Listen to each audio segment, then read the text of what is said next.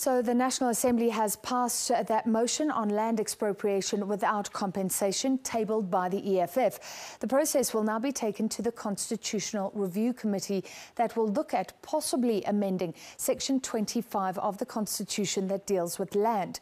The motion received the majority support of the House. EFF leader Julius Malema says the provisions of the Constitution allow for amendments to be made in order to address the land issue. The legal process to expropriate has now been put in motion. 241 members voted for the motion, while 83 voted against it. It will now be referred to Parliament's Constitutional Review Committee to process the amendments and also review Section 25 of the Constitution, which deals with the expropriation of land. The EFF and the ANC were joined by several minority parties in passing the motion and effectively started the emotive process of expropriating land without compensation. We must ensure that we restore the dignity of our people without compensating the criminals who stole our land. Those who continue to protect these crimes are themselves accused of crime, because those who protect crime are criminals themselves.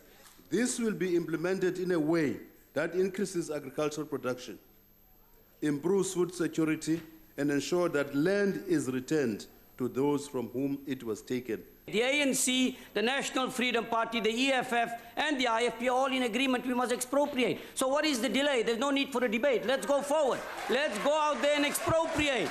Today, the descendants of those brutal land dispossessors sit here in suits and ties and want to pontificate to us. What nerve, what arrogance. I urge the ruling party to develop a backbone of steel and stop speaking with forked tongues. The issue of land has been with the ruling party since the dawn of democracy. However, they have done nothing so far. But the DA, COPE, FF+, and the ACDP tried hard to push back. They argued strongly against the amendment of the Constitution and that the motion might result in unintended consequences. The fact is this: expropriation without compensation is a blatant lie. It is a lie being peddled by a desperate ANC that fears being outflanked by the EFF. The narrative that the land was stolen must stop because it's false. I agree. If we want to debate on a responsible manner about land, we will have to stop that. The danger that there are those who think that equality in our time means that we must dominate whites. Honourable members, two wrongs do not make a right.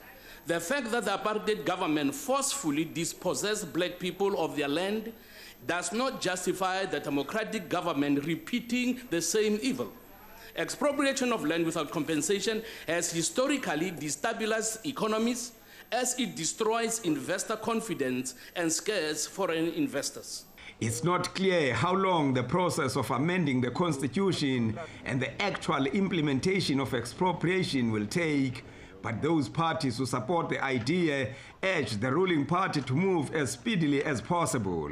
Manilisi Tubase, SABC News, Parliament.